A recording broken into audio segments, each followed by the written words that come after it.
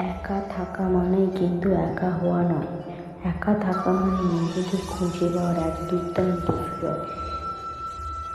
এই সময়টা তোমার আত্মবিশ্বাস ও শক্তির সবচেয়ে বড় ভিত্তি হতে পারে। চলো আজকে কথা বলি একা থাকার শক্তি নিয়ে।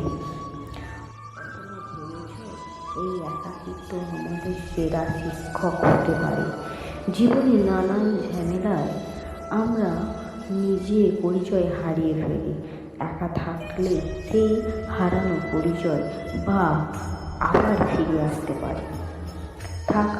একা থাকার মুহূর্তগুলো তুমি নিজেকে নতুনভাবে জানো। অন্যদের মতামত, চিন্তা বা চাপের বাইরে গিয়ে তুমি বুঝতে পারবে কি তোমার জন্য সত্যি গুরুত্বপূর্ণ। তুমি যখন একা থাকো তখন তোমার হৃদয় কথা বলতে শুরু করে। তুমি বুঝতে পারবে তোমার প্রকৃত শক্তি কোথায়।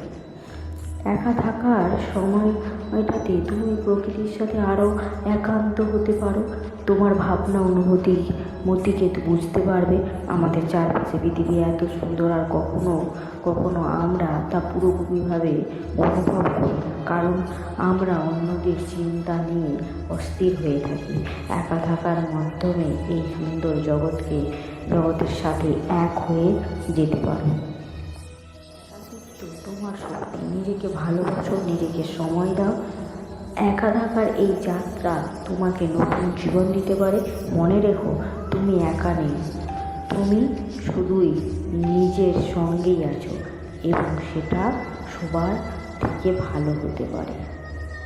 ভিডিওটি ভালো লাগলে অবশ্যই চ্যানেলটিকে সাবস্ক্রাইব করবেন এবং লাইক করবেন।